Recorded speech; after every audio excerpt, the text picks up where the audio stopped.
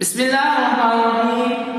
तो बेटा आज हमारे पास जो नेक्स्ट टॉपिक है जो शॉर्ट सिलेबस के मुताबिक वो हमारे पास flow of material and energy in ecosystem.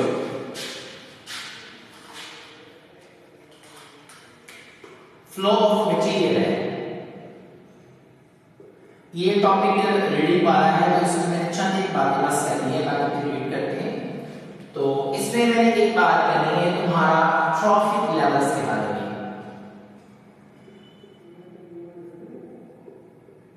Trophic levels, the levels which shows food gaining and food transmission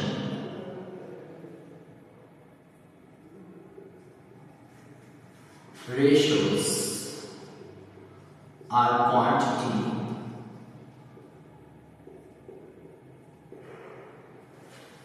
इसका ट्रॉफिक लेवल।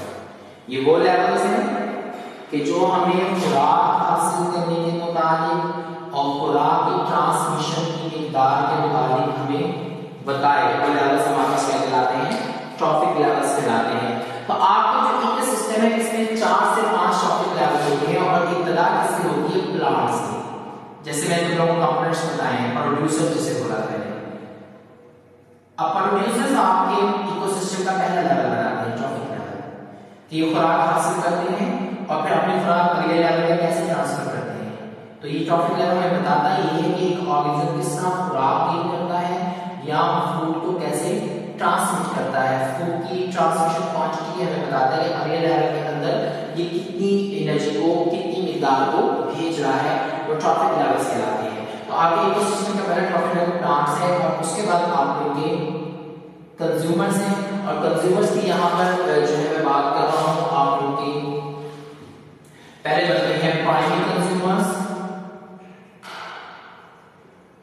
कंज्यूमर्स, जिसे मैंने बताया था हर्बीवोर्स। फिर हमारे पास आते हैं सेकेंडरी कंज्यूमर्स, जो कि हमारे पास बने थे कार्निवोर्स।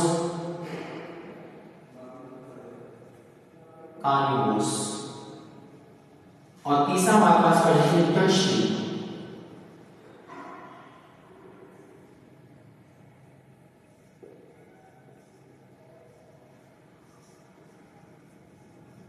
कंज्यूमर्स जिसके अंदर हमारे पास आए थे तुम्हारे ओमनिवोर्स। बेटा मैंने आप लोगों को पहले ही बताया था कि टर्शियरी कंज्यूमर्स के अंदर ओमनिवोर्स डिकम्पोजर दोनों शामिल करते हैं, लेकिन बास जो टैक्सोनॉमिस्ट है वो डिकम्पोजर्स को अलग लिया करते हैं। ठीक है, तो ये भी हमारे पास टर्शियरी के अंदर आते हैं। तो टोटल आपके 1 2 3 4 यहाँ हमारे पास 5 ट्रॉफिक लेवल्स होते हैं। तो डिकम्पोजर जो है उसको तुम है वो टर्शियरी कंज्यूमर्स के अंदर शुमार कर सकते हो। तो यहाँ पर हमने ये बताया है कि ये लेवल वाला कितना एनर्जी देता है, खुद कितनी यूज करता, आगे कितनी ट्रांसफर करता, खुद कितनी यूज करता, आगे कितनी ट्रांसफर करता, खुद कितनी यूज करता, आगे कैसे कितनी मिकदार में ट्रांसफर करता है। तो यही जो है वो तरीकाकार हमने इसमें रीड करना है। फर्स्ट आता है flow of energy. The flow of energy in different trophic levels of ecosystem is unidirectional. Unidirectional means एक डायरेक्शन में चलता है कि प्लांट्स एनर्जी लेते हैं सन से। अब ये नहीं कि सन को देगा, एक डायरेक्शन में जा रहा है, इसको ये देंगे, ये नहीं कि इसको ये वाला देंगे, वैसे ऑपोजिट नहीं होगा, एक डायरेक्शन यूनिट डायरेक्शन में चलेगा। ये वाले इसको देंगे, इनसे एनर्जी कौन लेगा? ये लेगा, इनसे कौन लेंगे? इसे ये लेंगे, इसे कौन लेगा? वो लेगा। तो इसका ऑपोजिट नहीं चलेगा। तो यूनिट डायरेक्शन में जो है एनर्जी का फ्लो होता है। ये दिखाया गया डायग्राम पे देख लेना। The sun is the primary source of energy for all ecosystem. Producers get solar energy and transfer into the chemical energy. Producer जो है वो सोलर एनर्जी लेते हैं, उसको केमिकल एनर्जी में चेंज करते हैं, जैसे तुम लोगों ने नाइट में फोटोसिंथेसिस का प्रोसेस पढ़ा है। By process of photosynthesis the store they store this energy in their tissues, अपने टिश्यू में एनर्जी को स्टोर कर लेते हैं, and also transfer into mechanical and the heat energy during their metabolic activities. The energy is in producer tissues flows to herbivores when producers are eaten. जब herbivores producers को खाते हैं तो एनर्जी प्रोड्यूसर से herbivores में आ जाती है. Herbivores transfer it into mechanical energy, फिर इसको मैकेनिकल एनर्जी में ले लेते हैं, फिर उसको हीट एनर्जी में चेंज करके हम मुख्तलिफ तरह के मेटाबॉलिक एक्टिविटीज सर अंजाम देते हैं. And store the rest in their tissue, जो बाकी बच जाती है टिश्यू में स्टोर कर लेते हैं. Carnivores eat herbivores and get energy. Carnivores जो है herbivores को खाते एनर्जी गेन करते हैं. They also use it for their body activities. जो कार्निवोर्स herbivores अपनी एनर्जी लेते हैं तो फिर वो एनर्जी अपने कामों के लिए वो यूज करते हैं. And store the rest in their tissues, जो बाकी बच जाते हैं कार्निवोर अपने बॉडी में स्टोर कर लेते हैं. फिर क्या करते हैं? After the death of the producer and consumers, the energy stored in their tissues is used by decomposer. लगी समझ? The storage and expenditure of energy को स्टोर करना और यूज करना in ecosystem is accordance with the basic law of thermodynamic. Thermodynamic के दो laws हैं, उसके अंदर इसकी वजाहत है. किस तरह एनर्जी जो है एक फॉर्म से दूसरी फॉर्म में जाती है. कभी एनर्जी जो है डिस्ट्रॉय नहीं होती, एनर्जी कभी पैदा नहीं होती, क्योंकि एनर्जी ऑर्गेनिज्म खुद पैदा नहीं कर सकते. अब सन की एनर्जी ऑर्गेनिज्म तो पैदा करने से है, तो एनर्जी जैसे आप लोगों ने law of math of conservation पढ़ा होगा कि ना आप मैटर को पैदा कर सकते ना ही बर्बाद कर सकते. इस तरह एनर्जी को तुम पैदा नहीं करते हैं. लिविंग ऑर्गेनिज्म जो है एनर्जी को पैदा नहीं कर सकते, ना ही इसको डिस्ट्रॉय कर सकते हैं, सिर्फ उसको यूटिलाइज कर सकते हैं. तो ये हमारा लॉ ऑफ थर्मोडायनामिक का दो लॉज है, जिसके अंदर वजाहत जो है एक्सप्लेनेशन से इसको साबित किया गया है कि एनर्जी सिर्फ एक फॉर्म से दूसरी फॉर्म में जाती है, कभी उसको ना डिस्ट्रॉय कर सकते हो और ना ही उसको पैदा कर सकते हो. Energy can neither be created nor destroyed, but can transfer from one form to another. In an ecosystem, there is constant flow or transfer of energy from sun through producers, consumers, and decomposer. एक खास मिकदार energy की जो है वो सन से पौधों में, पौधों से कंज्यूमर में, कंज्यूमर से डिकम्पोजर में जाती है. A significant decrease in useful energy during transfer energy at each trophic level. देखो बेटा, अब ऐसे एनर्जी सन से नहीं हमें खुराक आती है, कुछ यूज कर रही है, यानी जितनी एनर्जी ये सन से ले रहा है वो पूरी एनर्जी अगले ट्रॉफिक लेवल में नहीं जाएगी. कुछ इसकी बॉडी के अंदर हीट स्टोर एनर्जी होती है, कुछ ही अपने काम में इंक्रीज करेगा, बाकी पूरी मिकदार जो एनर्जी अपनी बॉडी में स्टोर करेगी वो अगले के अंदर जाएगी. कभी भी जितनी सनलाइट से एनर्जी इसमें आ रही सारी इसमें नहीं. अब इसने जो एनर्जी स्टोर की थोड़ी भी मिकदार में अगले वाले के अंदर जाएगी. अगले वाला क्या करेगा? वो एनर्जी जो यहां से दी है, जो इस बॉडी में स्टोर की थोड़ी मिकदार में, वो ये यूज करेगा. यूज करके जो बच जाएगी वो अपने वाले में बॉडी में स्टोर करेगा. तो इनके अंदर एनर्जी इसके क्या होगा? अब ये अगले वाले को ये खाएंगे, ठीक है ना? इनकी बॉडी में एनर्जी चलेगी, वो भी उस एनर्जी को यूज करेगा अपने काम के लिए. इनकी एनर्जी अंदर एनर्जी है, इन दोनों से क्या होगा? इसका हर टॉपिक लेवल के अंदर एनर्जी जो है वो पूरी मिकदार में दाखिल नहीं हो पाती. जितनी सनलाइट से आई होती है वो सारी के अंदर जो है वो उस मिकदार में नहीं जाती, बल्कि हर टॉपिक लेवल अपने अंदर एनर्जी की मिकदार को क्या करता है? कम शो करता है. जैसे कि मैंने साबित कर दिया है कि किस तरह एनर्जी जो है वो एक लेवल से दूसरे लेवल में जाएगी, वो कितनी मिकदार में जाएगी. आगे फ्लो ऑफ मटेरियल है. The material flow from one trophic level to next by means of food chain and food web. A food chain is a series of organism in ecosystem. Food chain क्या है? Organism का एक सिलसिला है कि कौन किसको खाएगा, कौन किसको खाएगा, कौन किससे खाया जाएगा. ये हमारे पास क्या है? एक ऑर्गेनिज्म की सीरीज है इकोसिस्टम के अंदर, in which each organism feed on one, जिसमें हर ऑर्गेनिज्म दूसरे के ऊपर दूसरे को खाता है. बिफोर, इससे पहले, it is fed by one after it, के बाद में वो किसी और से खाया जाए. ठीक है ना? ये फूड चेन बनती है कि कौन किसको खाता है और कौन किससे खाया जाता है. फॉर एग्जाम्पल ये लिखा हुआ है कि आपका ग्रास है, ग्रास ऊपर खाता है, उसको स्पैरो खाती है. स्पैरो को कौन खाता है? ईगल, हाक खाता है, ईगल खाता है. ठीक है?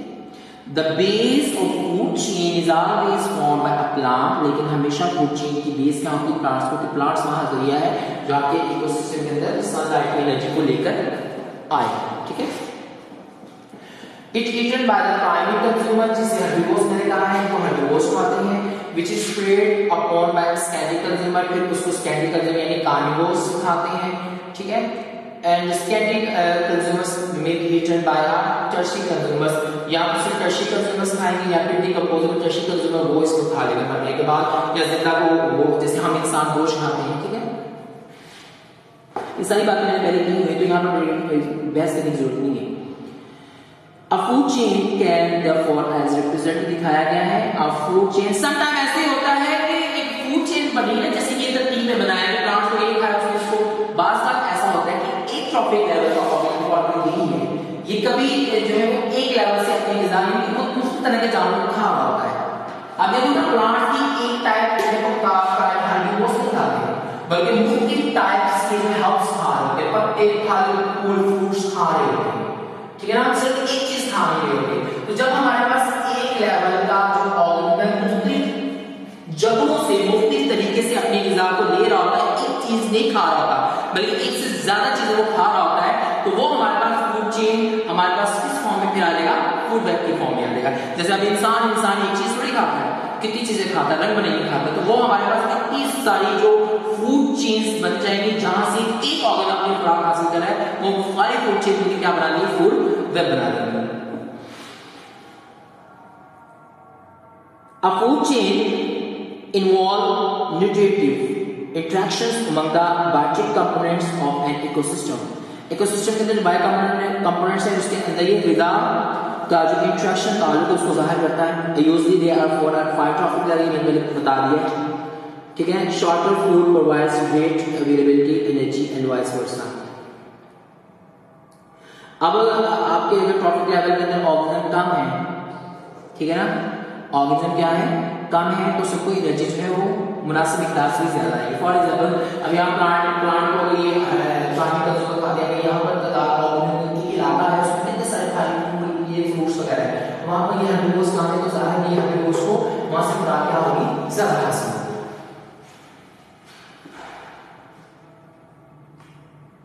आगे हमारे पास in nature food chains are very complex as one organism may be food source of many other organism. एक ऑर्गेनिज्म जो है उसके बहुत सारे दूसरे ऑर्गेनिज्म फूड के तौर पर वो इस्तेमाल सिर्फ एक ऑर्गेनिज्म यूज नहीं कर रहा होता, ठीक है ना, वो और बहुत सारे ऑर्गेनिज्म को खाकर अपने जरूरत को पूरा कर रहा होता है। Thus, instead of a simple linear food chain, there is a web. लिहाजा हमारे पास एक सिंपल लीनियर फूड चेन की बजाय हमारे पास एक वेब बनता है, large structure form these interlinked food chain, जिसके अंदर बहुत सारी फूड चेन होती है, जिससे एक ऑर्गेनिज्म जो है वो अपनी ग़िज़ाएं हासिल कर रहा होता है। Such interconnected food chains collectively make food web. Food web can be defined as network of food chains which are interconnected at various trophic levels. ये हमारे पास फूड चेन का एक नेटवर्क है जो कि मुख्तलिफ ट्रैफिक लेवल्स के साथ जो है वो कनेक्ट होता है। ये हमारे पास कुछ इसके बारे में था। नेक्स्ट हमारे पास है कंपटीशन, आप लोगों के इंटरेक्शन इन इकोसिस्टम।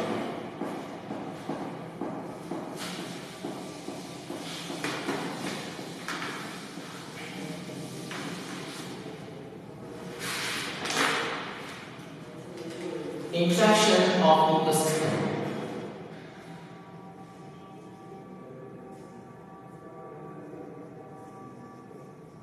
यहाँ चाहते टॉपिक्स हैं, लेकिन इससे पहले मैं बताता जाऊं कि इंटरेक्शन की बेस पर, क्योंकि आपके माहौल के अंदर डिफरेंट टाइप की स्पीशीज है, तो हर कोई स्पीशीज जो है खुराक के लिए, रिहाइश के लिए, अपने आप को हिफाजत करने के लिए जो है वो एक दूसरे से कंपटीशन, खास तौर पर अपनी खुराक के लिए जो है वो कंपटीशन करती रहती हैं, ठीक है ना।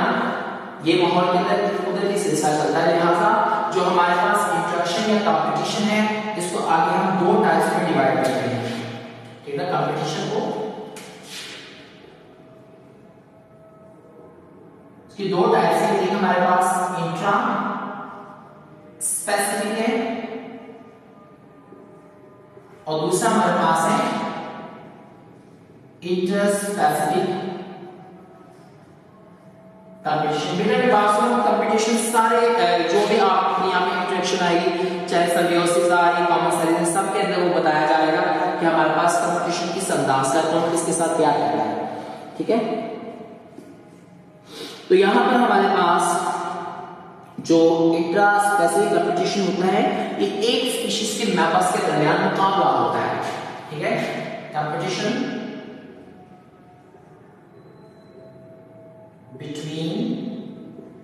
members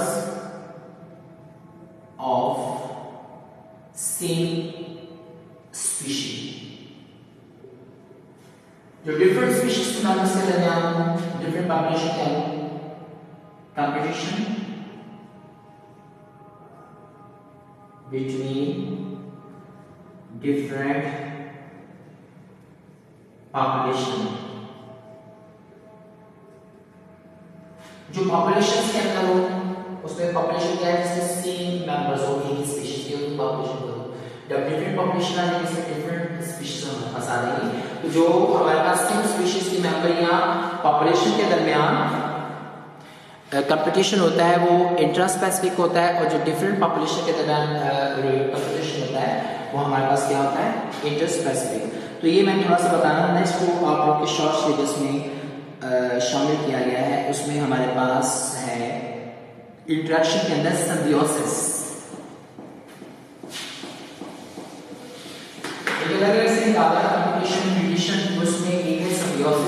सिम्बियोसिस की सारी इसमें टाइप्स की गई है, ठीक है ना, जिसमें पैरासाइटिज्म आएगा, कॉमनसेलिज्म आएगा, म्यूचुअलिज्म आएगा, ठीक है ना, ये सारी चीजें दी है। तो इसमें हमारे पास एक इंटरेक्शन के तार में दिया हुआ है, तो हमारे पास सिम्बियोसिस। सिम्बियोसिस हमारे पास वो प्रोसेस है जिसके अंदर दो ऑर्गेनिज्म, जिसमें चाहे वो एक ही स्पीशीज के हों चाहे वो डिफरेंट स्पीशीज के हों, आमतौर पर सिम्बियोसिस के अंदर डिफरेंट स्पीशीज भी होती हैं। ये सेम स्पीशीज मैंने अपनी तरफ से एडिशन किया है, तो वो हमारे पास इसलिए दोनों चीजें आप याद कर सकते हो। सिम्बियोसिस वो प्रोसेस है जिसमें दो ऑर्गेनिज्म एक दूसरे को बाहम फायदा पहुंचाते हैं। कोई एक दूसरे को सिर्फ और सिर्फ फायदा, किसी को नुकसान पहुंचाया नहीं जाता, उस इंटरेक्शन को हम बोलते हैं symbiosis. The interaction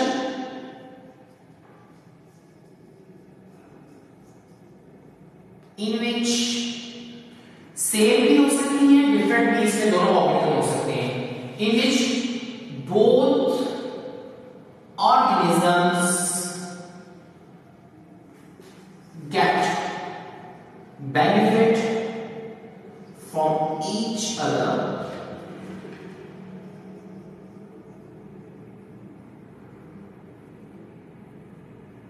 but not harm to each other। एक दूसरे को इसमें कतई नुकसान नहीं दिया जाता, सिर्फ और सिर्फ क्या दिया जाता है, फायदा ही दिया जाता है, जिसमें आपके सबसे पहले जो दी गई है पैरासाइटिज्म। तो बेटा टाइम कम है तो पैरासाइटिज्म जो है मुझसे बयान नहीं हो पाना, तो नेक्स्ट लेक्चर के अंदर जो है मैं आप लोगों के इंटरेक्शंस बयान करूंगा। तो ये बातें सुन दो ध्यान से और साथ साथ याद भी करते जाओ। एक दो दिन के अंदर तुम्हारा जो टेस्ट का सिलसिला है वो भी हम शुरू करने वाले हैं। अल्लाह ताला आप सबका हामी हो, नासिर हो।